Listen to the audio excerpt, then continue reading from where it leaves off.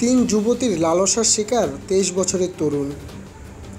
দক্ষিণ আফ্রিকার পূর্ব প্রিটোরিয়ার ২৩ বছরের এক তরুণকে অপহরণ করে ৩ দিন ধরে লাগাতার গণধর্ষণ করল ৩ যুবতী।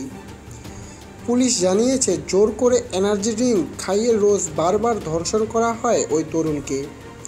একটি মাঠে প্রায় নগ্ন অবস্থায় তাকে উদ্ধার করা হয়। একটি ১৫ আসনের ট্যাক্সিতে উঠেছিলেন ওই তরুণ।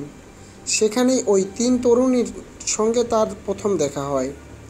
ট্যাক্সিটি ভুল রাস্তায় নিয়ে গিয়ে ওই তরুণকে সামনের আসনে যেতে বলা হয়। এরপর জোর করে একটি ইঞ্জেকশন দেওয়ার পরেই তিনি অচৈতন্য হয়ে পড়েন। জ্ঞান ফেরার পর তিনি দেখেন একটি অপরিচিত ঘরে সিঙ্গেল বেডে শুয়ে রয়েছেন তিনি।